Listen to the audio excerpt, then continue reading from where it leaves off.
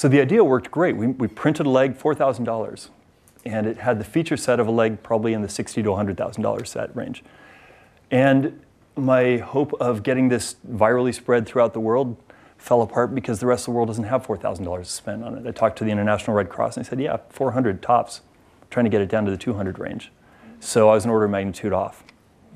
So all of a sudden the idea that I had of creating this very disruptive change in the prosthetic leg world didn't really happen, kind of fell apart. So thought about it, redesigned everything, and thought, okay, if I'm going to create a leg that's now for the US market, let's shift markets and gears.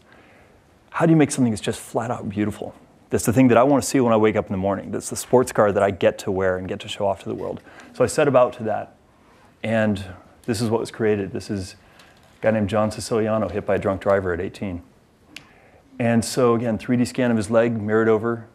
But in this case, thinking a higher dime, higher budget. So did leather, chrome, polished metal. And the idea is just to make it look good. Now he gets a couple other details. He gets to switch out the leather in the front. Because if you're going to treat it a little bit like fashion, why not? The leather is going to wear out, swap it out from one time to the next. And this was looking great. His girlfriend saw him wearing this. I guess wearing is a term, but there isn't even a term that's terribly good for this. His girlfriend saw him with this and she said, wow, I like that leg better than your other leg. And here he's scratching his head and he turns to me and he says, nobody's ever said that. Nobody says that to an amputee. That's the weirdest thing I've ever heard. And it's like, yeah, okay, well that means score. That was a victory.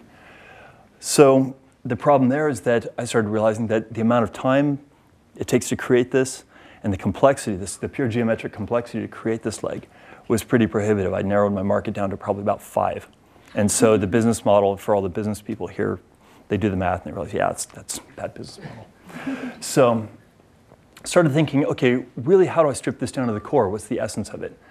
Giving something that's otherwise clumsy machinery, giving it a beauty and a grace and a form and a sensuality and a uniqueness that it wouldn't inherently have. And so was riding around on the motorcycle. This isn't mine, I wish. But riding around on my motorcycle thinking, okay, well, motorcycles do this all the time.